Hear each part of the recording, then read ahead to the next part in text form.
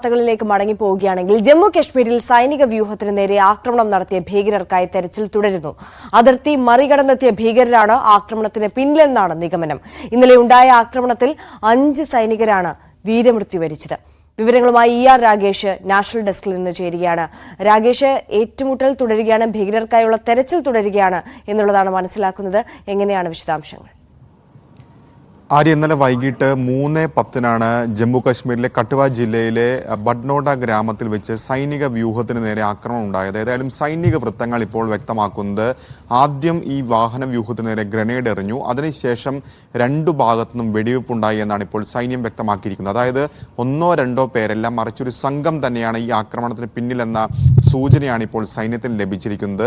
ഏതായാലും ഇന്നലെ ഈ 3:10 ഈ ആക്രമണം നടക്കുന്നു. അതിൽ 5 സൈനികരാണ് വീരമൃത്യു വരിച്ചത്. 4 പേർ സൈനികർ, ഒരു പോലീസ് ഉദ്യോഗസ്ഥനും ഇതിൽ ഉൾപ്പെടുകയും ചെയ്യുന്നു. 6 പേർക്ക് പരിക്കേറ്റിട്ടുണ്ട്. ഈ 6 പേരുടെ നില ഇപ്പോഴും ഗുരുതരമായി തന്നെ തുടരുന്നു എന്നാണ് ഇപ്പോൾ സൈന്യം വ്യക്തമാക്കുകയും ചെയ്തിട്ടുള്ളത്.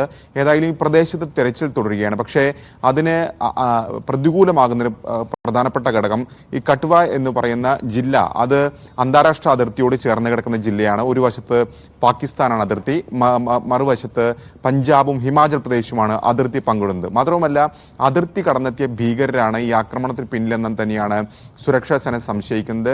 1 മാസം മുമ്പ് ജമ്മു കശ്മീർ DGP തന്നെ വാർത്താ സമ്മേളനത്തിൽ ഇക്കാര്യം വ്യക്തമാക്കിയതാണ്. അതായത് അതിർത്തി കടന്ന ഏതാണ്ട് 50-ലധികം ഭീകരർ ഇന്ത്യയിലേക്ക് പ്രവേശിച്ചുവെന്ന് വ്യക്തമാക്കിയിരുന്നു. ഏതായാലും അത്തരമൊരു സൂചന തന്നെയാണ് ഇപ്പോൾ സുരക്ഷാ സേനയും നൽകുന്നത്. കാരണം ഇത് നേരത്തെ മുൻകൂട്ടി ആസൂത്രണം ചെയ്തൊരു പദ്ധതിയാണ് ഈ ആക്രമണം, അല്ലാതെ പെട്ടെന്നുണ്ടായ സംഭവമല്ല. നേരത്തെ കൂട്ടി ആസൂത്രണം ചെയ്ത് ഇതുവഴി സൈനിക വാഹനം വരുമെന്ന് ഉറപ്പിച്ചുകൊണ്ട് തന്നെ നടത്തിയ ആക്രമണമാണ് എന്നാണ് ഇപ്പോൾ സുരക്ഷാ സേന ഏതായാലും സംശയിക്കുന്നത്.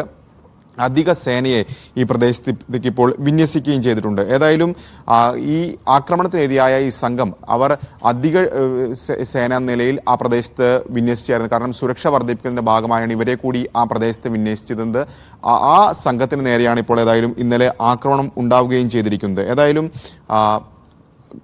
വീരമൃത്യു വരിച്ച 5 സൈനികർ, അവരുടെ മൃതദേഹങ്ങൾ ഇപ്പോൾ പത്താൻകോട്ടിലേക്ക് എത്തിച്ചിരിക്കുകയാണ്. പഞ്ചാബിലെ പത്താൻകോട്ടിൽ എത്തിച്ചിരിക്കുകയാണ്. സൈനിക നടപടികൾ പൂർത്തിയാക്കിയ ശേഷം ബന്ധുക്കൾക്ക് വിട്ടു നൽകുമെന്നാണ് സൈന്യം അറിയിക്കുകയും ചെയ്തത്. ഏതായാലും കഠുവയിൽ ഇപ്പോൾ ഉണ്ടാകുന്ന തുടർച്ചയായിട്ടുള്ള 2ാമത്തെ ആക്രമണമാണ്. കഴിഞ്ഞ മാസവും സമാനമായ രീതിയിൽ ആക്രമണം ഉണ്ടായിരുന്നു. അന്നൊരു CRPF ജവാൻ വീരമൃത്യു വരിക്കുകയും ചെയ്തിരിക്കുന്നു. അതിനുശേഷമാണ് ഇപ്പോൾ വീണ്ടും ആക്രമണം ഉണ്ടായിരിക്കുന്നത്. ഏതായാലും കഠുവയിൽ മാത്രമല്ല, ജമ്മു കശ്മീരിൽ മൊത്തം എടുക്കുകയാണെങ്കിൽ ഭീകരരുടെ സാന്നിധ്യം വർദ്ധിച്ചിരിക്കുന്നു, ആക്രമണങ്ങൾ വർദ്ധിച്ചിരിക്കുന്നു എന്ന് തന്നെ പറയാം. കഴിഞ്ഞ ദിവസം കുൽഗാമിൽ സമാനമായ രീതിയിൽ 2 സംഭവങ്ങളുണ്ടായി, 2 ആക്രമണം ഉണ്ടായി.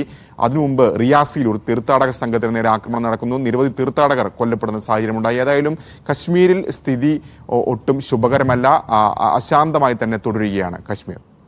തീർച്ചയായും ER രാഗേഷാണ് നാഷണൽ ഡെസ്കിൽ നിന്ന് വിവരങ്ങൾ നൽകിയത്. എന്തായാലും അതാണ് അതിർത്തിയിലെ സാഹചര്യം.